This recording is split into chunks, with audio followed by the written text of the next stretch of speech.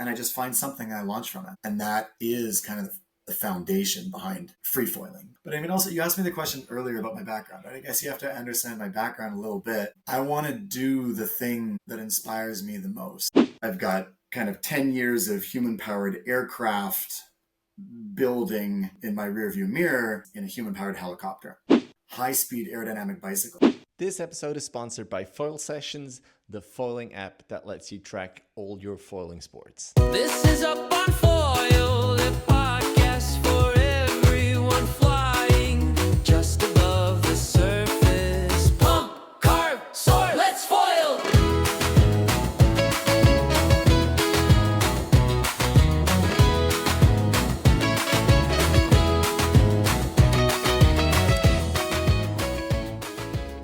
Welcome to episode number 61 of Up on Foil, the podcast where we talk all about foiling. And today's with Todd Reichert. And I was just thinking how I would introduce you, because myself, I'm an average foiler, but I love being on foil. But with you, it is different because you are a very important man in foiling. You're out of Canada. You're one of the two people who invented Betafoil. And there's so much more about you, and we're going to go all into that. And I just asked before, like, where are you? What's that studio? Yeah. The studio here that I'm in is a trailer. My kiddos just got home from school, so there's going to be a wrestling match going on inside. So I thought I'd just move out here. But I thought it was appropriate because this is actually where part of the idea, where it really crystallized, where it was like, this is what I'm going to do next with my life. I've been wanting to do some sort of human-powered watercraft hydrofoil thing for quite a while. But in 2018, my son was born. We took a year off work, and my wife and I totally gutted this thing and renovated it. This is an 1972 Airstream trailer. We stripped it down to the shell, redid from the ground up, like wiring, electrical, plumbing, everything. My wife's got an awesome design sense. So a lot of so what you see now, this like beautiful interior, super cool space. Yeah, really, really nice space. And we moved into this trailer with a newborn son. We took a year off work and just kind of traveled around visiting my family, which is kind of spread across Canada, which is a reasonably large country. And so we sort of meandered across from one side to the other visiting. And I was just getting into mountain biking at the time as well. And everywhere we stopped, there wasn't necessarily like a good place to mountain bike, but we were always on like some beautiful lake. Like Canada is just endless, beautiful lakes everywhere you stop. And I'm just like, I want to go, the equivalent of mountain biking on this lake right now. I have no idea how. And so that was kind of that's when it crystallized in my mind, was like, this is what I've got to do next. I've got kind of 10 years of human-powered aircraft building in my rearview mirror. And this is like a good lead into the next thing. So that's kind of where it started. Very nice. Very, very interesting. We're going to just like continue with that human powered vehicles and that thing, sorry to call it that you built. That was part of your PhD, right? Yes. Yeah. So and I shared some videos if you want to pop them up for people that are watching. It's kind of hard I'll try to describe it in words, but like you just have to see it. These human powered aircraft are, the span of a football field. They weigh 100 pounds and they just like lift into the air as if they're floating. So my PhD was in the aerodynamics and kinematics of bird flight and how to replicate that in like a mechanical flapping wing aircraft. Coolest lab on the planet. Like honestly, just awesome. My professor is like the guy in the world on ornithopters. And I realized during that, like for the first time in history, the foundation that my professor had laid in combination with what had already happened in human-powered aircraft in like the 70s and 80s, all the pieces there were together to effectively take on humanity's earliest dream of flight. Like, Da Vinci, you see in the sketchbooks, this is like humans looking up at the sky, seeing a bird and being like, I want to do that. I want to flap my arms and like fly through the sky, right? And like, since then we've landed on the moon and we still haven't flown like a bird. So it was like, okay, this is, it's just a moment in time and we know how to do this and let's take this on. So that was part of my PhD. We built this human-powered aircraft that flapped its wings, driven by like a leg press motion. So like you push on this thing, it pulls the wings down, they bend, and they make a flapping motion. And in In 2010, we succeeded at being the first team in the world to successfully maintain altitude and airspeed with such an aircraft. So that was like kind of the beginnings of this human powered. Like I was so lucky to have found a real passion at that age that combined like my excitement for athletic stuff, my excitement for doing things that are just kind of like out of the box, efficiency, and the aerodynamics. I got into aerospace because it's just such a cool field, but the idea of building like a 737 wasn't nearly as exciting to me as building something that you can fly yourself. So yeah, that was the beginning. And then we took on another project. There was this 25-year aviation prize called the Sikorsky Prize. They set it up. It had gone unchallenged. Like no one had won this prize in 25 years. Basically, they put out the challenge. Can you fly to 1 meter or fly up to 10 meters and stay up for 60 seconds in a human-powered helicopter? So this thing is like, it's a bicycle at the center. You pedal it. There's wires attached to these spools that turn these huge 20-meter diameter rotors. There's 4 of them. And then this thing like lifts into the sky. And there was a few teams that it was a $250,000 prize. No one had won it. Really came down to the wire with a few teams like really going for it at the end. And we ended up winning that as well, and kind of propelled us into starting a company called Aerovelo based on making like ridiculous human powered vehicles. And then after that got into the land speed record stuff, which is these like high speed aerodynamic bicycles. You sit inside a recumbent bike. You're inside a shell. There's no windscreen because that's extra drag. It's like a little tiny camera popping out. You look at a video screen and you're blasting down a highway in Nevada at 145 kilometers an hour. So that was the next project. We set the world record there several times in a row, got it up to 145 kilometers an hour. And that record's actually gone unbeaten since. They got really close this year, but it still stands. So that's like the human power. I'm just like, this stuff is so cool. What you can do on such a tiny amount of power, right? Like a human is like the same as a motor I can fit in the palm of my hand. But if you figure out how, like just super efficient engineering and pushing the limits on that, it's awesome what you can do. So yeah, that's the background. That's incredible. I guess we'll dive right into then the inception. So it's like, so me coming at this, I'm not really coming at it from a pump foiler and how do we make pump foils more efficient. I'm coming at it from human powered aircraft, which are amazingly cool. Like the feeling of flying on your own power in an aircraft is unreal, but it's just inaccessible. You have a team of 10 or 20 people. It takes 2 hours to assemble it. You can't fly if the wind is even breathing on you, and then you can fly for a few minutes, I mean, there's record-breaking human-powered aircraft that have gone for hours, but that's not typical. And Can I just ask you one question? Because these things sound amazing, and I cannot even wrap my head around like starting something like that, especially when you think about having a family, when you have to think about, some sort of income. How can you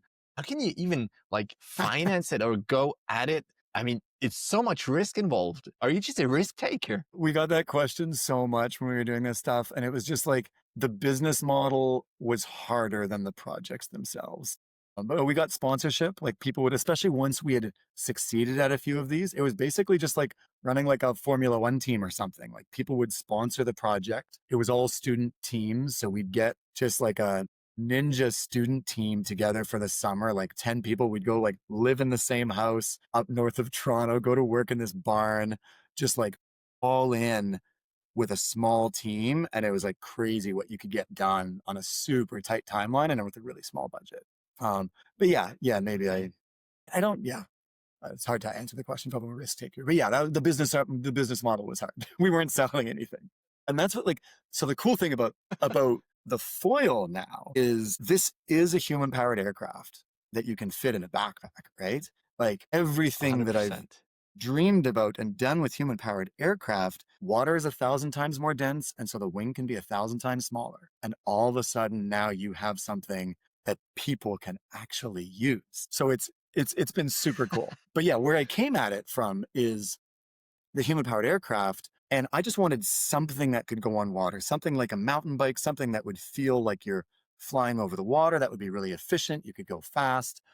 And it wasn't obvious if it was going to be a bike or a pump foil or what. And pump foils were just starting 2018. And I saw it. And of course, Yeah, this I is was like, saying, yeah. this is the physics of my PhD, right? And I'm like, dude, no way. Like, I know this stuff. And there's no moving parts, right? So it's like all the complications of drivetrain and chains and all this stuff is gone. This is a project now I can take on with a tiny team, stuff I can build myself in my basement to start prototyping and get things going. So yeah, that was kind of when it crystallized, when I saw the first people pumping. They hadn't even gone for a minute. And I'm just running the numbers on the physics. And it's like, this is possible. Like, we can scale this up, we can increase the span, and it's possible to go for hours. And that's when I was kind of sold on like, yes, this is the next thing I'm doing and going all in. And that was 2018. So 2018 is like it crystallized. I went back to work in California after a year off. COVID hit in 2020. And we wanted to move back to Canada because no one could travel, no one could visit, we couldn't see family. We moved back in 2020. And I was still kind of working part-time for the company in California. And then in 2020, 2021 is when I went all in. Amazing. But then when you saw that pump foil, remember what it was, who it was?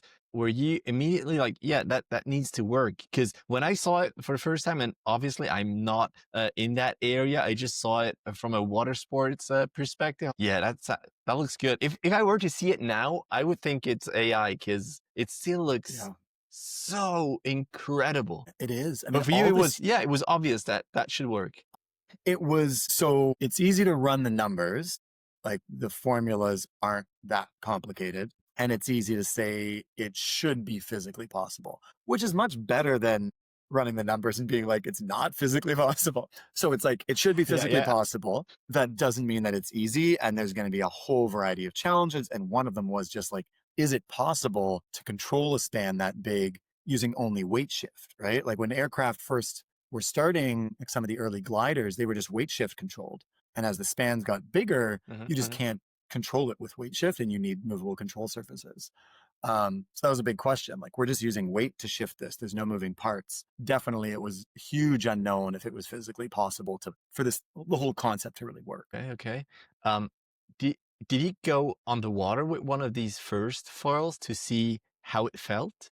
So I thank Devin Mance, Wake Thief, for really getting the practical side to mesh with the theory that I was working on. Even when we were in California, before we moved back, I was trying to get up, like, I had a winch thing. I had seen his winch thing online. I had a big like wing foil size board and a foil that just wasn't going to work. And I'm winching myself up. And it wasn't really until like the 1150 videos, and the dock launcher where it was like, okay, now I can like actually do the thing that I'm trying to calculate. So that was like 2020, 2021 that I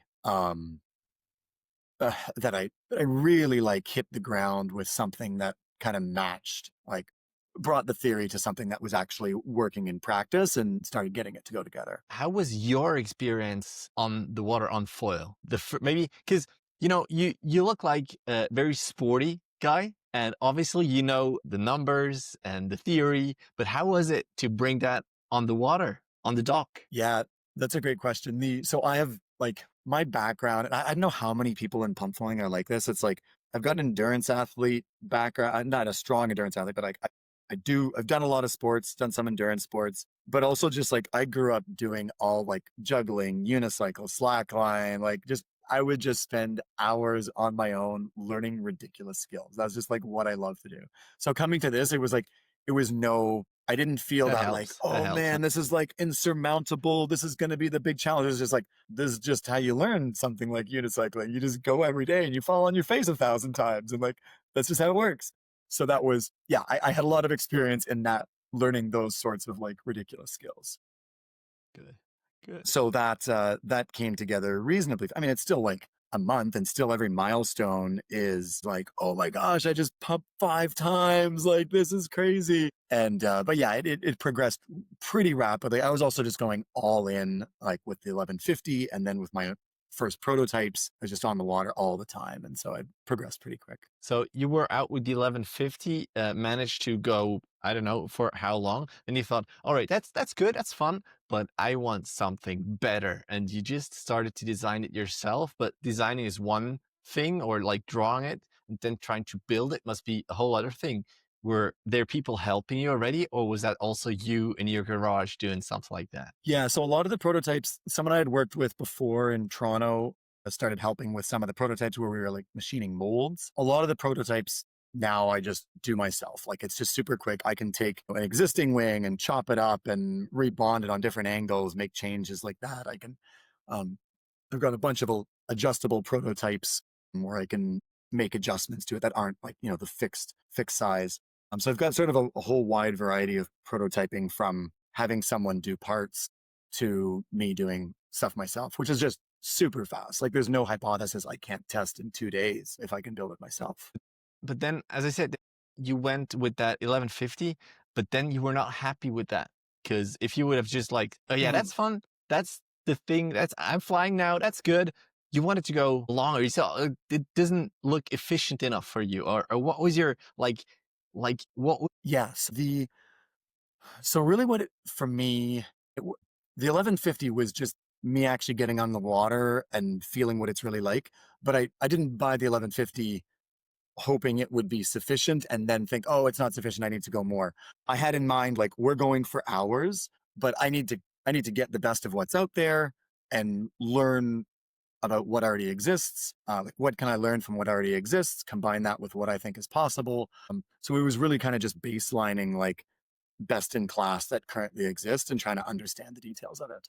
The vision was for something that can go for hours, like just mountain biking, right? Like the vision is just, I want to go out on a lake and I want to go.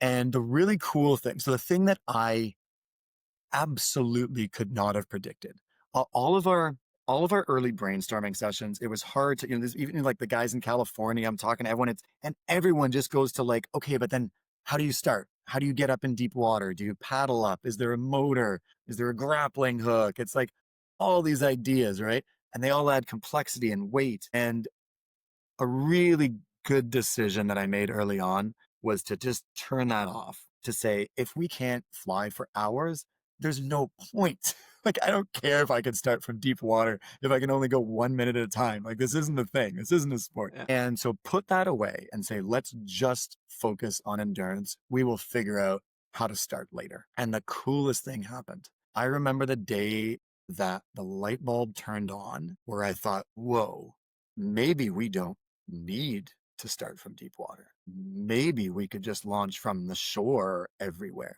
But even when that light bulb turned on, I had no idea what was actually possible. But as the span on the prototype started getting bigger and bigger as we're going more efficient, all of a sudden you could start from more and more stuff. All of a sudden the lights are turning on and it's like, whoa, whoa, whoa. And by the time we were ready to launch in 2023, that was like kind of the moment where it was like, this is no longer a bug. The fact that we can't start in deep water is not a bug. It's now a feature of the sport. And now it's part of like figuring, it's like skateboarding, right? It's like, what can I jump off of? Can I jump off this log? Can I jump off this beach? Can I just go explore? But even then, like I had in mind that you would map out, you'd find the good launches, you could launch from the good launches, you might have to swim 100 meters. And now it's like, I don't swim more than 5 meters. Like I get to the shore and I just find something and I launch from it. It's just unbelievable what the body can do. So that's the one thing, right? I could predict in the physics that it was possible to fly for hours. What I couldn't predict is what it would be possible to do with the human body if you figured out the right start technique, what you could actually launch off of. That I had no idea. And that is kind of the foundation behind freefoiling and what it means to truly like leave the dock behind and be free. That is what we're going to talk about, because I had to learn that it's a different kind of sport or discipline within the sport. I just want to like continue with the development, and I want to hear some stories, maybe some things that were like way too big, or stuff that was exciting as well, but not for your purpose, or stuff that eventually worked, or if you had maybe even two different things that both were fine and you had to decide. Can you give me some like stories in development? Yeah, stories and development. It is unbelievable how many ideas don't work. And so your progress is simply proportional to the number of hypotheses you can test. How fast can you test a hypothesis? Do you have to go and order something and get it a month later, or can you build it yourself and test it tomorrow? I remember just a few interesting learnings of like early on, I had these aluminum fuselage. So my first setup, I'll tell you about my first setup. I built 4 wings with different like one mold, but then kind of cut them into different dihedral, sweep, anhedral, straight wing, aluminum mast, so, adjustable everything. So you can like move the tail location, move the mast location, basically just like fully adjustable geometry. And it's just like, man, the handling's so weird. I can't control this. I need to make a shorter tail. And so I go on a computer and I design a shorter tail and I get it machined and it comes a month later. And now it's like, well, now I move because I moved a few other variables at the same time. Now the tail's too short. I'm just like, now the tail's too short and it's been a month. And that day at the beach, I just like brought a Sawzall, took the first prototype and just like chopped off the back of it. It is just like lesson number 1. Cut up your prototypes. Like your prototype serves to test a single hypothesis and then move on. And so from that day on, it was just like, I'm not going to wait a month for a new thing. I'm literally just going to take my hacksaw out and get moving. So yeah, that was, Wow. and that's so much more fun, right? Just like, let's think of something, let's test something, let's go quickly. Trying to think of like really big flops. I mean, there's just so much, everything was just kind of, it was iterative, so many ideas that didn't work, but they're all just like little things. And if I have any good examples of just like Or maybe big I can epic maybe I can failures. ask you something in between there.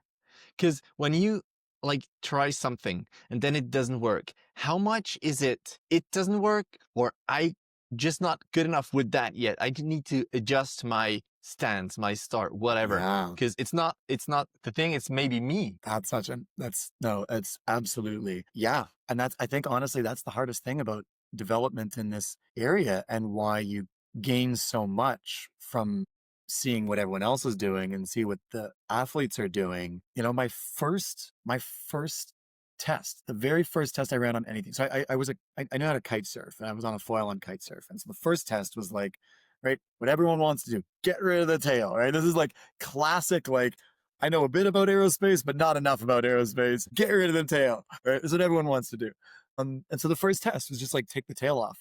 And my conclusion on that test was like, it's possible to fly, but I don't like pumping. This just isn't going to make sense. You know, then Devin's videos come out showing he tests all the different tails. He concludes long tail length. And I kind of use that as a baseline, like I basically took kind of that what he had pieced together to make that Wake Thief package on the 1150, back calculate what are all the stability parameters that we would normally calculate in aerospace, doing like a stability analysis of an aircraft. And then that's kind of my baseline for like what I'm trying to achieve with my new design in certain ways. And the conclusion from that was like, okay, like we need this size tail to be able to pump with, and it's more efficient like that. And then now the last few years, you just see everyone going to like smaller and smaller and smaller tails and basically going to no tails, right? Nicholas Aiton is like, yeah, I just like pumping with basically no tail and like, yeah, so that's a great example of just something where it's not clear what's possible and it takes a long time to adapt. I've spent the last 2 months on the smallest tails I can possibly ride because I realized I was stuck in a local optimum of my preference. And so I've been able to shift my preference now with a month or 2 of training. So yeah, that part, the human element is there's no magic formula and we really have to learn from others, right? Because for me to be like, to test that hypothesis, like, hey, I'm going to spend every day of my life for the next 2 months trying to ride a small tail to test a hypothesis. That just took like me a lot of time, right? Whereas someone else does it, they say ride small tails and I'm like, all right, I'll try this. Yeah.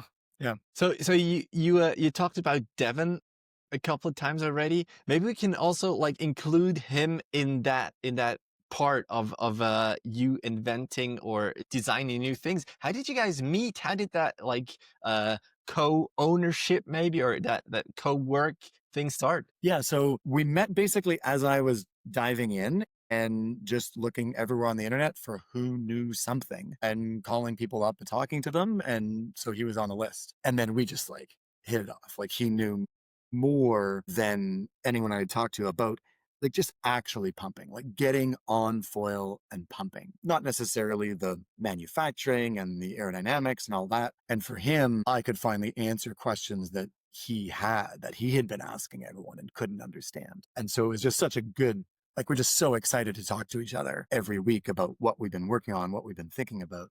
And, but yeah, basically over those years, every once in a while we would meet up. I'd get his feedback on some prototypes. We'd brainstorm once in a while.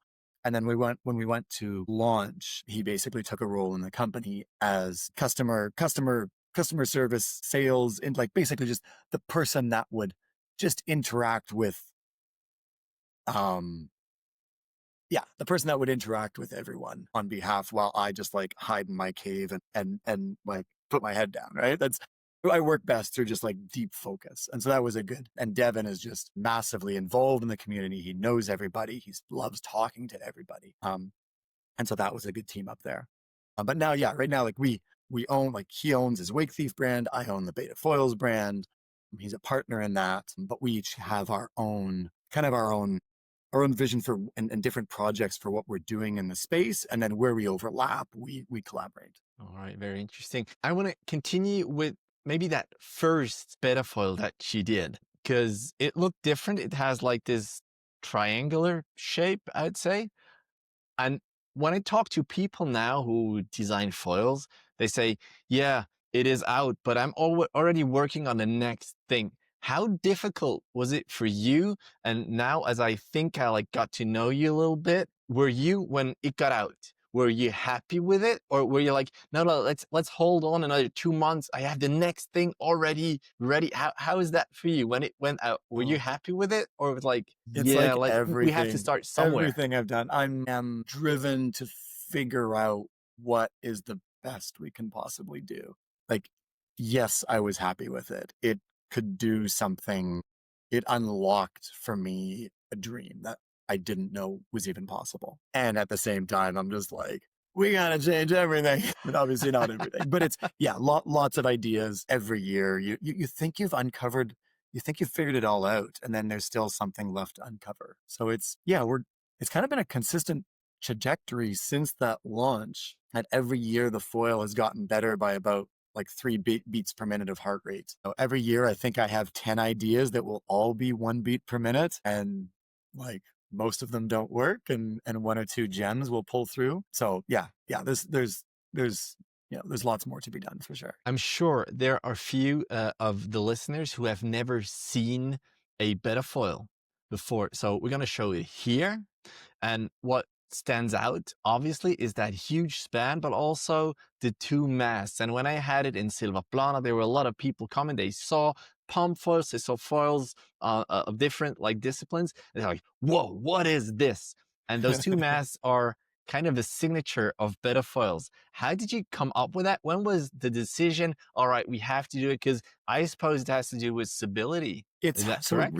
It has to do with getting an unbelievably large span. And coming from human-powered aircraft, it wasn't necessarily some huge light bulb moment. It was just like, that's what span-loaded aircraft do. Like the Daedalus human-powered aircraft has bracing wires. Our Ornithopter had bracing wires. A lot of human-powered watercraft that were on foils would use 2 spars. Basically, when you're just going for super high aspect ratio, you get a structurally more efficient system. And so that was the foundation. And then it was really about like, well, now how do we figure out the handling? Is the handling different than a single mast for some reason? Are there some quirks that we have to sort out? And the real hard part wasn't necessarily, you know what, there were so many weird things in the dual mast. The single mast path would have been phenomenally easier. You wouldn't have got to the same level of performance, but there was just so many things I didn't appreciate about what you'd have to do in a dual mast system to really get it to work. But yeah, the concept was almost from the beginning. And I've actually just recently done some really cool experiments, because what I've realized is like, it's almost like a different language, the dual mast versus single mast, and also like massive span versus reasonably massive span. A different language in terms of handling qualities, in terms of riding. So like everyone now knows how to ride single mast foils. You put them on a dual mast foil and they're like, oh, something's different, something's weird, I'm not sure what's going on. It's a different language, and it takes time to adapt. And that's one of the biggest things I kind of learned getting this out to other demo people like you, right? Like a lot of our customers, they get it, they ride nothing but that, or mostly ride that. And that adapting to that language just is a non-issue. I mean, it's riding a big span has its own difficulties, but fundamentally it's not like, fundamentally the problem is if you learn one language and then you try to speak the other language, you just don't know it yet and it takes time. So I've been running some experiments recently to try to isolate like what exactly is the difference. It's really cool. Okay, so I've built a dual mast Indiana Condor, the Condor XL, and then I've got a single mast Beta, so I could try to get that like, and then they're geometrically identical in terms of like where the mast is, how big the tail is, where the tail is. The handling is theoretically, like I run the numbers on the handling, it's theoretically identical. What's the difference, right? What is the theory not capturing? So single mast, super cool. Okay. If you're standing, and this is really like, if you think about mast stiffness, this is how you should think about it, okay? Put the foil on the grass with the foil down and stand on the board, and then lean on your toes and lean on your heels and see how much the whole thing bends. Now, what you're simulating there is... I would be so scared to do that. Yeah, you're gonna get a lot of warranty cases for this, right? No, crank it over. It's definitely scary. Like put a mat there or something. Right. I haven't fallen off Okay, yet. okay. But, okay, so you stand on that, you bend it, right? So if I'm standing there, and what you're simulating there is as if that wing, you're simulating like an infinitely large wing with a huge amount of roll damping and inertia that when you lean, like the foil doesn't even roll. All that happens is the mast bends. And so on, say, like an Indiana Charger 75 mast, I lean my, if I'm on center line on the board and I lean completely on my toes, I've shifted my CG, my center of gravity, about 7 or 8 centimeters to one side. And that's how much roll authority I have. I've shifted my weight 7 centimeters to the right. But what happens is the mast also bends an additional 2 centimeters to the right. So by leaning 7 centimeters, I actually got to shift my CG 9 centimeters. So in a weird way, the flexibility of a single mast can give you like 10 or 20% more roll authority, okay, by bending. Now it's bending and flexing, and like, I don't really like that feeling, but you can get used to it and you can actually use it to your advantage. So that's one of the things going on in this different language, is that you can use heel toe rolling a little bit more, like 10 to 20% more. Whereas on a dual mast, you find that you're kind of walking your back foot around more. If I go into a deep left turn, I'm going to shift my back foot so that it's more to the right, so I don't spiral back. So that's kind of one of the things. So if you're used to small foils, single mast, you're used to just like, you plant your feet and you just lean heel toe. You don't move your foot around. But once you've learned to unlock your rear foot, it's, then you kind of get that. And also there's a second effect that's happening, is that when you lean on your toes, let's say you have a really big span foil that has a lot of, I'm going to call it just roll resistance. The proper aero term is like roll damping. It's like if I'm rolling to the right, there's a resistance that wants to stop me from rolling. And that's the dominant factor in how quickly you can maneuver a foil. So the, sorry, I lost my train of thought here. Oh yeah, okay. So you got a high span foil with a lot of roll resistance. You go onto your toes. It didn't roll right away because it's slow to roll, but the board bent right away. And so you got that feedback of knowing that like the board is bending. You think it's the foil turning, but it's not. It's the mast bending, and the foil is slowly delayed. Oh, wow. Okay. Okay. But it's giving you that proprioceptive feedback that like I've started to turn in this direction. On dual mast, you don't have those tools. And so people are on dual mast and they're leaning a bit to the right, but they don't know they're leaning to the right because the mast didn't bend. And then because the huge span, once it starts turning to the right, if you haven't corrected in time, it's too late and you spiral dive. And that's really about the span. That's not about the dual mast. And so, so people getting used to the Beta, they're like, I didn't even know I was turning, and then it was too late. And that's honestly, it's part of the learning curve. And once you get it, like for Devin and I, when we're brainstorming the next iteration, and people that ride the Beta a lot, they're like, no, I don't want better handling. I just want more endurance. They're like, spiral dive is literally a non-issue. stop talking about spiral dive. But then I give the foil to you and other people, and they're just like, spiral dive, man, Yeah, I of can't get course. used to it, right? So it's all I can say is that it's a different language. You've got dual mast. You don't get that extra 10% of roll authority from the mast bending. But what you do get is a system that's, I mean, for all intents and purposes, infinitely stiff in the roll direction. It's about 50 times stiffer than, the best single mast on the market. And so what that does mean is that when you're in a turn, That makes a lot of sense. yeah, No, go ahead. the Go ahead. okay. So what it does mean is that in a turn, I'm going to do a left turn. I roll into the turn. I shift my back foot so it's in the right spot now, and I can pump hard through that turn. I can like get into that turn and Yeah. just slam through the board, and every ounce of my energy is going straight into the foil. Whereas you do that on a single mast where you're pumping hard through a turn with an offset foot because you're trying to fight spiral dive, and it goes wow, wow, wobble, wobble. So yeah, so there's advantages and disadvantages to both. And the main advantage of dual mast is once you get to like ridiculously large spans and being able to control those and be able to really deliver efficient power without your power getting lost in flexibility. But I mean, for the other companies, I wouldn't like throw the baby out with the bathwater. Like, they're figuring out how to make mast stiffer connection, longer spans, and they're going to be able to get to very, very large wings as well. When I listen to that and the parts that I understand, I think, yeah, that makes a lot of sense. I'm not following 100%, but I'm sure that's just my lack of knowledge of basic physics. When I look at your videos of you like going for a long time over that super flat lake, I always like, well, yes, of course, he's super good, but also look at my lake. There are boat wakes here and there. Is there like the more wobbly mast helping in me just like staying on foil, or is that also a technical issue? Oh, that's a great question. And I think I haven't ridden enough in lakes with boats. I think I design more towards flatter lakes, and that's something I'm working towards as well. So that really became obvious on my single mast version of the beta, where it was like, no, it's not the stiffness, like it's not this dual mast stiffness that's the problem. Like handling a foil, like it's 2.1 meters, but there's also a lot of area near the tips, and that really increases that roll resistance. So it's a really slow foil to turn, but it makes it super stable and super efficient. So if you're on flat water, like you've just got this rock solid platform to deliver power. And then handling waves, like once you get used to the handling of it, waves aren't a huge problem. But yeah, the large span is the main culprit in making it more difficult to handle waves.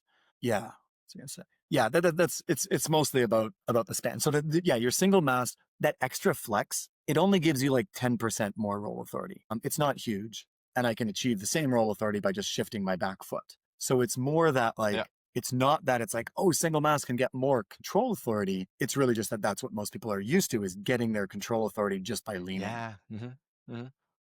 Yeah. Whereas shifting that foot around, and also you learn to anticipate the waves, right? It's like you see the wave, you know where it's coming from. What really sucks is when there's a bunch of waves from different directions, and then you're kind of like, I don't know what to do with this. Yeah. And you're always hopping around. But yeah. Oh, sorry. Go ahead. Finish up. Yeah, go ahead. I remember when I was on Lake Tune and there was a little backwash swell, and I was just hopping all the time on the board, like trying to always like counteract whichever part was coming up. But that's also because, and you said that I need a lot of time to get used to that specific foil, because I've been used to changing foils, changing setups, but this is just so different to the ones that I've used that I really needed more time, and I still need more time. I don't get enough on the water as it is. I just wanted to ask another question according to the masts, because what I hear often is, well, that mast is that much thinner and drag and whatnot. And I always think like, well, it's pump foiling. We're not super fast. Does it really make that much of a difference? I gave it to Hilti as well to try in the last week, and he said, the mast, what I really love about that setup is the silence of the mast, because you don't hear no water splashing around the mast. How much like impact in drag does a double mast but super slim double mast have, or is that like even itself out? It kind of evens itself out. So yeah, our masts are like insanely thin. Like if you haven't seen it in person, right? It's like compared to what you think of as a mast, it's like, I mean, it's like 6 millimeters down at the bottom in width. The benefit of this system, a normal single mast, it has to carry bending loads and torsion loads. So you don't really take advantage of the carbon fiber. It's why aluminum masts are almost just as good as carbon masts, because your carbon, you have to put your carbon in the bending direction and in the torsion direction. And at that point, it's not that much better than aluminum. Whereas with the dual mast, they're only taking side bending loads. The torsion doesn't matter at all. Like you could put 0 torsional layers. So all of it's in bending. You can make a super, super thin structure. So basically what you have at the bottom is just super, super thin masts. But in the end, one bigger mast, 2 thinner masts is kind of the wash. So the real advantage is not a decrease in drag, but the ability to make a bigger wing. Okay. Makes a lot of sense. How much did you play with, as you said, that there's pretty much a lot of surface at the end of the wing, like making it slimmer to the end? How much did you test that, and how did that go? Yeah, they're very interesting. So that's another thing where we have been preferring designs with more area on the wingtip. As we get used to this stable platform, it just kind of offers, like on a calm lake freefoiling, it's kind of what you want. And so I played with that. The 2024 prototype, the one I was going to start building, I built the prototype. It had much less area at the wingtips, and I rode it, and I was just like, no, this is not what I want at all. And I like back to the drawing board. But now kind of appreciating the ability to navigate waves and wind. And effectively it's right now this foil, like it's unmatched in free foiling and endurance and straight line pumping in calm conditions. But it's worth investigating how to open up the operating range to a wider variety of conditions. I think I heard someone say about pump foiling that it's like, it's awesome because you can do it any day of the year. Like, right? It's like, this is the Swiss mentality, right? Like it's the middle of the winter. It doesn't matter. It's windy. It doesn't matter. And I found that I'm much more inclined to go in calm conditions, but that's also partially because of the design of the foil. It's also, we have one wing right now. The one wing is super massive. It's designed for free foiling. In the future, we'll have different sizes. So it's like, oh, it's a windy, wavy day. I'm going to take the smaller one today. You know, I won't be able to go as far, but I'll be able to enjoy It makes a lot of sense. The surf a bit more. Let's talk about that free foiling, because that was also something that I had to learn. When you asked me if I wanted to test that foil, I was like, it looks super, like, I'm not used to that at all. Yeah, sure, I want to try it. And I tried it. I was at Lake Toon. There was just like this pebble beach. I didn't want to like try the beach start with my other foils because I didn't want to scratch it. Like, your foil is it's made for something like that. And I tried it, and I could beach start there super easy. And I'm like, all right, it's just about like how to get going. Once you're up, it's going to be quite similar. And I thought that, all right, it's going to be fine. I pumped for a kilometer or something. I still felt fresh. So I thought like, all right, I got it now. I didn't have it yet. I still don't have it 100% yet. So I'm still working on that. But like this idea of free foiling, people need to learn that. And I saw on your website that you have this whole like story around it that you tell people, just don't buy it yet. Just look at this. That's what it's supposed to, that's what it's made for actually. And that's what you now said, that was your idea about like foiling forever on a lake, going like biking on a lake. How much difficult is it to teach that to people, to really have them understand your idea, your goal? Or another question maybe, has it ever happened that people bought it and then didn't get that free foil idea? Yeah, so I think I assumed that when we launched the product and showed kind of launching from everywhere, exploring wilderness, that it would click. But I found it a little bit hard than a lot harder than I thought to get people out of the mentality of starting at a dock and coming back from a dock and getting into the mentality of exploration. And so I'm not sure exactly what it is. I would love to hear feedback from the listeners. Is it that this is just like, this is what we do? We get on, there's a lot of people doing long endurance pumping, but not necessarily with the vision of like, I'm just going to go explore. I'm going to launch. Like if I get stuck, I'll launch from somewhere. So yeah, the question, I'm very curious to hear is it that this is kind of what we're used to, or is it that it's hard to actually envision a foil where you could just launch from random things? I think part of the thing is that we've all learned to dock start by throwing the foil and jumping on it. And then you can rock start, but you can only rock start from like the perfect rock with that. Like when I first started freefoiling, I had about 5 different starts that I would use. And one was like, you throw it and you launch on it. And like you miss a start, it hits a rock, you land on rocks, you're landing from the height of the foil, spraining your ankle on submerged rocks, smashing your foil against the rocks. It was the knee start that all kind of brought it together. And now, even if there's shallow rocks, like I will basically push off, launch over those shallow rocks, and there's almost zero chance I'm hitting them because my weight isn't even on the foil until 5 feet from my launch point. And at that point, I'm on my knees and I'm gliding. By the time I actually go to start standing up, I'm 10 meters down course and I'm super far away from any obstacles. So yeah, I don't know if it's partially just not having the foils that truly can launch from anywhere, not having learned from the knee start, whatever it is, there's definitely some, or if it's just like, it sounds crazy for me to go off on my own and walk around rocks. And like, you do it once and you're like, this is stupid, right? Like you did it the first time. You're like, no, I'm stuck here. Like I'm 5 kilometers from home. I'm like, I can't get out of here. I'm cutting my feet up on rocks. It's like, yeah, there's a bunch of challenges. So it could just be like the culmination of all those things. Until you see your friend doing it, it's not obvious how you could get into it. But it's a really good, okay. You know what? So maybe I should just take 5 minutes and tell people how to get into it. Yes, let's do it. Okay. All right. So first of all, because in kind of in seeing this problem of people not really understanding how to work through the progression, I put a lot of time into a training manual. Check out the website. Honestly, it's like, it breaks it down from absolutely step number 1 to freefoiling. Just follow that guide. Like it's all in there. Please give me feedback. I want to keep on making it better. But let me just give you the Coles notes. So first of all, high span foil area. I mean, it depends on your weight, but area, surface area, 2,000 square centimeters or greater. Span, like 1.7 meters or greater. Like you need something really big. You need to be able to knee start it. A really small foil, the knee start is what unlocks jumps. And it's right, like I had all these different ways of launching.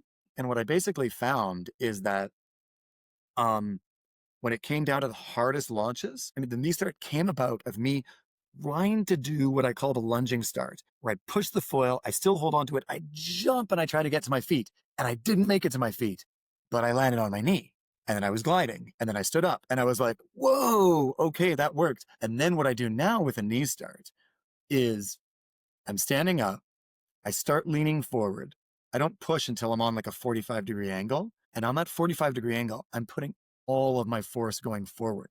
I can launch forward with such a high velocity that I can glide for 20 meters without standing up to pump. So the knee start. So now we also realize that the knee start is one of the easiest ways to teach people. So you might as well start with a knee start. Okay. So what I'm finding is people that start with our foil and start with the knee start. The best example is my brother-in-law, Nick. He's actually the one that came up with the word freefoiling before he could even pump for more than a minute. This is his name. So he learned with the knee start. By the time he gets his 1 minute hat, he has launched 1,000 times with a knee start.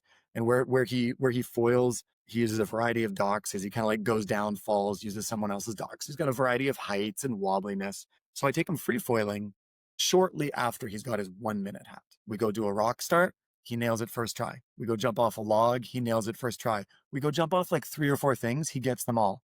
I teach him a beach start. In less than 10 attempts, he's got it. Because our beach start the beach start we teach is also a version of the knee start. Okay, so like the best person to start freefoiling is someone that learned with a knee start, because they have the person that just got to a minute, they've just launched 1,000 times. And if they launch with a knee start, they're going to be able to do it off rocks. So that's my first advice. So big foil. Second thing is knee start. Learn it right from the beginning. If you haven't learned it, learn it now. It is the thing that unlocks the most challenging starts. Third thing is the shoes. I know that our Vibram 5-finger shoes don't look super cool and we lose a lot of sales because they're just not the coolest shoes. But like you're wading around in the water, like you're walking through water, you smash your toe on a rock, you cut your feet open. Like, sure, it's okay. It's fine. Like we can all be tough about it. But the grip that a good pair of shoes provides you and the protection as you're like walking through those rocks, it's a thing that Devin actually started using them first. And it was the thing that for me just like made the switch from like, I'm doing the sport because I'm trying to invent the product and I want the sport to work, even though maybe it's a dumb idea. But then once the shoes came in, it was like, okay, no, this isn't a dumb idea. Other people will do this. It can be comfortable. It doesn't have to be like cutting your feet up all the time. So that's number 3 is the shoes. And number 4, maybe I should have given you this advice before you tried on your like 30-kilometer Freefoil adventure. No, it's fine. No, it's all good, all good. So start by just map out your local lake. Just find a few spots that are really good to start on and just go 100 meters and try to jump off something else, go 100 meters and just get used to just jumping off random stuff. Endurance is next, but just kind of jumping off random things. And really the most important thing in looking for something good to jump off, at the beginning, I was trying to rate different rocks, like what's a, like ski or mountain biking ratings, like a green circle, a blue square, black diamond. But really it comes down to just, is there rock hazard? Like, is there a rock hazard off this, or does it drop down pretty quick? If it drops down deep enough, you can try it 100 times. Eventually you'll get it. If there's rock hazards, you have to get it, or you have to clear these rock hazards to not damage your foil or get hurt. So that's just at the beginning. Just look for, obviously like something the same height as your dock, something where the rocks like goes straight down so you don't have to reach out too far. All those details help, but the biggest detail is just find something where if you crash, you're not landing on rocks, and then you can try as many times as you want. Yeah. I think those are the 4, but that's it. That's how you should get into freefoiling. I'm actually, I don't mind. When I went around or tried to go around Lake Brilliant, I always knew that this is going to be probably a failure, but I'm going to try it anyway because I like to go as far as possible and then just like walk back if necessary. It was still a good exercise, I think. And I like to go a little bit too far and then like just stop. And I could have gone further. I don't like that too much. But the shoe thing, it changed for me as well. I never use shoes. I just like to be barefoot, not because I want to be a tough guy, because it just feels better. I like to feel stuff. I like to feel the board. I like to feel the rock. I used to be a sailor and I sailed a lot, always bare feet, because I just feel where I stand. Yes, sometimes it got bloody, but it feels differently. And now I have these shoes, especially when I walk around like shallow waters, I don't see what's underneath. Then it's just, I can still feel I have these other shoes. No, not this 5-toe things that you have. Which are the ones that you use? What are they called again? Shit, I have to look it up. I think they're from... You should link to them, because if people want to wear shoes UIP? But don't want to look as cool as wearing 5-finger shoes, they can wear your shoes. They look like sneakers, but they have shoelaces that looks fun, but they get open sometimes, which is not really a good thing. But anyway, I was there. It was okay. I failed, but still it was a super good experience. And I think I got that adventure thing. Yeah. There's just one thing I want to come back to, because when Hilti, he did the whole tour with a 1 meter 88 centimeter span foil, regular pump foil, and I asked him like, you want to like try the Betafoil as well? And he tried it. It's like, no, he can do the same thing as I can. And I didn't 100% agree, because that knee start that you said, he cannot do that. But then you said, well, I'm just going to walk a little further until I find a rock that's suitable for my start. And he can do like the drop start and also the static start. So I think that's fine as well. But it's just, yes, it's a different thing. I tried to compare the Condor and the Beta when I was at Silva Plana. I tried to do the same exact route. And the start, it was the same thing. I couldn't start from the same spot that I could start with the Beta, but a little further, 30 meters further, there was a rock that was suitable with the Indiana, and that worked as well. So it's really, it depends on where you go. If there's a possibility that you just can do nothing but beach start, for example, I would never take anything else than the Betafoil. Before we go into like free falling, and you have these free falling events, I just want to, and I heard that from another podcast in a little different context, but if you were to describe Betafoils, if you were to compare it to a car brand, what car brand would that be? NASA. We build rocket ships, not cars. Awesome. I'm going to take that. I'm going to take that. So great answer.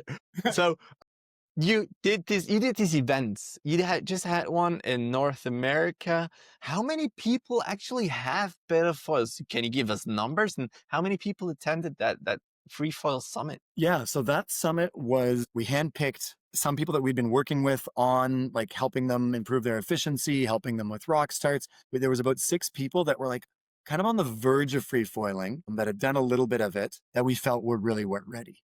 And so we invited just those 6. All 6 were like, yes, this sounds awesome, I'm going to do it. And we just got a cottage in the Adirondacks. We just didn't want to do like a huge event, just wanted to keep it tight and really kind of go deep with these 6 people. And yeah, so we took them out free foiling. Day 1, we go out in the water, we launch from the dock and we go out to a rock, and then we're kind of all hanging out. Basically, it was like a moving dock start party. We weren't trying to go big distance because not everyone had the endurance. And it's also not what like if you're at an event, you burn yourself out on a big endurance run. Really, it was about unlocking the starts and unlocking for people the concept of being able to go in everywhere. So the go like basically moving dock start party. And that, the first day I remember like looking out and it's like, man, I'm responsible for these people. We got like kind of people scattered. It's like, oh, where's this guy? He's around the corner somewhere now. Oh, this guy's climbing on this rock. This guy's having trouble with this rock. And then by the second day, it was awesome. Like the second day, we all just like went out and I mean, maybe that's partially like just me relaxing and my, my mindset shift. But it's fair to say that after that weekend, those 6 people, like me, do not look at a shoreline the same again. Like you walk along a shoreline and you're like, yeah, I can launch off that. I could launch off that. Oh, that's a nice spot. I'll launch off that. Oh, that would be a bit hard, right? It's like you're just kind of eyeing it like a climber eyeing like rock climbing walls or bouldering problems. So yeah, that was an awesome test event. Like really cool format. Absolutely want to do something in Europe. I'm trying to decide if we do another kind of small thing or if we try to open it up to a bigger event. But the real purpose of that is like, and that's why we went to a lake where like there's not boats, there's not docks, there's only just open rocks and wilderness. You can't do something other than free fall because you're still in the mindset of the thing you normally do. So that's the thing I want to do most with this event is take people and show them a new experience about how we can kind of navigate water and hope to like kind of turn that light bulb on for people. That sounds amazing. When I look, I'm in my bubble. I have my Instagram, I have my social media, YouTube and whatnot. And Betafoils is just like a very small part. And I guess it's also that free falling is a niche within the niche within the niche. But still, when you started to build that together with Devin, was there like a goal you wanted to achieve? Like we need to sell as many foils, if not, we're just gonna have to like let it be and look for something else because as you said, you also have a family that you have to pay your bills basically. How's that part? Because for me, maybe it's just because I'm Swiss. Yeah, no, it's true, absolutely. What I didn't appreciate when launching is that we were a niche within a niche within a niche. Mhm. Now we're kind of owning that. I'm like, no, yeah, we are a niche within a niche within a niche. This is what we're trying to do. We're not trying to be everything. But I mean, also, you asked me the question earlier about my background. I guess you have to understand my background a little bit. I want to do the thing that inspires me the most, no matter what. And if the business model is the harder part of that, then so be it. But I see my role in this foiling world as being able to figure this out, right? There's a lot of smart cookies Nice. working on all the other disciplines that I don't need to go and compete there. But if I look at how kind of my life has been teed up for this moment, like this is what I'm most passionate about. It's what I'm most equipped to do. And yeah, that's the focus of Beta, is to figure out free foiling, to unlock this, to build the most capable, inspiring free foil on the planet. I mean, we might have done it in the reverse order, right? If you like launch a new sport and you're like, we're only selling the NASA rocket ship, right? It's like maybe free foiling would really benefit from a super cheap foil to get people into it. That's absolutely a barrier. That's absolutely something I want to change. But you can't tackle everything right now. It's how do we actually make a foil can do what I believe is physically possible, pulling out all the stops, no compromises. All right. Makes a lot of sense. With Betafoils, I remember, and I still have to get used to the speed, to the foiling speed. And yes, it's super big, so you can pump slower than with other foils. And I was thinking, you said, no, I don't want to start from the water. But now, as I've seen, like people have these props that they can put on even their leg, or they hold it sometimes to swim back, and they get up to 7 kilometers an hour, I think. When I look at that, I think like it's not much faster that you have to go to get back on foil with the Betafoil. Have you tried that at all? Or is that like, no, that's not our objective. We're not going to look into that. No, it's on my list for sure. It's been on my list for a while. It's really just about priorities. What would you, is there people getting up to 7 kilometers an hour just with a little handheld thing? Or something they put on their foil? I think, well, they put it on the legs, because they have like this strap they put on the leg, and it's like a little torpedo like that. I don't even I think it's called torpedo. I don't know. The way to And like said, yes, it can get, no, that's definitely worth trying. I mean, if people are carrying that anyway, if you could get up back on foil with that, that would be, there's absolutely a product there where you just unlock deep water start with a motor that just like, I mean, right, with a motor, you can pump power into a motor for 10 seconds without overheating it, right? A motor can take much more power than it's rated for if you're just running it for a short period of time. So you could design a pretty lightweight system that could just blast you back up on foil for sure. Yeah, it's more just that becomes a pretty big research project that, I mean, capital intensive. People are kind of already working on it. I suspect that someone like that, I won't have to figure that out. That someone will, that there will be something, and I'll just work with a company to strap it on. But there'll always be the diehards that aren't going to go with a motor and are going to just jump off the rocks. But yeah, no, you're totally right. Yeah, being able to unlock that would be nice. We talked about free foiling, but I was also curious because I really like going down that route, but I also like the fast stuff, and I love wake thieving at the moment. That's something I really enjoy doing, and I try to go with smaller foils so I can turn more, but then I don't manage to start, and sometimes I have a second setup ready, or a friend has one, and I just pick his to, if I fall, to get still back on that wake. Is that something you do as well, or have done as well, but now don't have time? Because yes, free falling and development and whatnot takes a lot of time. Yeah, I haven't done a lot of wake thieving. I was trying to surf this last season with the foil. It's not the best surfing foil, but I just want to see what's possible and kind of get into that more. But I think the like different wing sizes are definitely in the plan. I mean, just based on body weight. And then it's really about making sure, I don't want to start spreading into a bunch of adjacent disciplines, but if there's disciplines that really make sense, right? Like, okay, you can free foil. Well, what if we end up having like a 1 hour endurance race? Well, like this foil's too big for a 1 hour endurance, I mean, depending on the athlete, but if strong athletes are going to start coming into this sports, 1 hour endurance race is going to be on a pretty small foil. And so scaling down high aspect ratio foils, basically the dual mass system is going to benefit high aspect ratio foils. So if there's even just going down to different sizes, getting into shorter races and seeing where the system makes sense. Of course, I could do single mass stuff as well, spreading thin. I've always done well mainly through focus on like a single clear vision. And so that's kind of where I'm at. Makes a lot of sense. Also, because you're a pretty small team. Who's in your team except for Devin and you? I mean, I'm the full-time team. Yeah, there's a lot of people I collaborate with. You can't get like the quality of people that I want to collaborate with. I could not afford to hire, but they're excited to talk to me. And that's kind of how I work. That's, even with the human-powered aircraft, right? We were excited young students working on some cool, inspiring thing. We literally just called up all the people that had built human-powered aircraft and went and visited them. And they're people that do the thing that they're the most passionate about in life.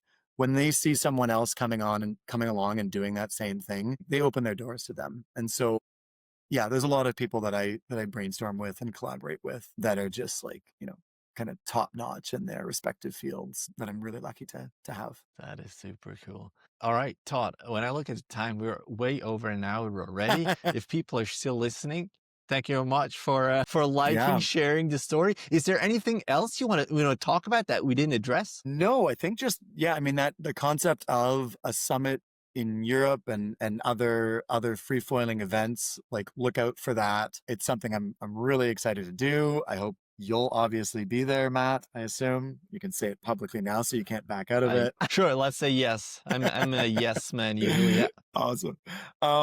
No, that's it. I mean, we covered so much, and you're right. And also, thanks for challenging me on. I've given a prescription for how to get into free foiling. It's not necessarily the prescription, but it's a formula that does work if it's exciting for you and you want to get into it. Yeah, get in touch if you are like, if this is just, I've met some people that are just blown away by this thing. Like, I'm so excited. I want to go like map all of this. Like, someone's like, I want to go live in a trailer for the summer and map out all the lakes in Switzerland. Give me a call. Let's figure something out. Like, I want to share this inspiration. I want to find other people that are excited to see what we can do with this, and work together with them. All right, very good. And if people are listening and they're in Switzerland, they think, I want to try it, just see how it feels, then they can also like hit me up in the comments here or on Instagram at @MattOnFoil. That's always a possibility, and we can figure something out. That would be super cool. Nice. No, Matt, thank you so much. All I right. just want to Well, thank you thank you very for much. all the stuff Thank that you. you've been doing as well. I started listening to your podcast quite a bit recently, and yeah, just kind of like really, I feel like I know so many more people in the community, and you get to hear all these bits and pieces. It's a big multifaceted problem that isn't just solved with the theoretical understanding of aero that is my background, and seeing what everyone else is doing and kind of moving this along together. What you're doing is super important, and I just want to thank you for that. Thank you very much, man. Super cool. Well, then I'm sure we're going to chat soon, man. Yeah, for sure. Awesome, Matt. Good to see you. Super cool. All right, All talk right. soon. Have a good afternoon. Thanks. You too. Cheers. Bye-bye.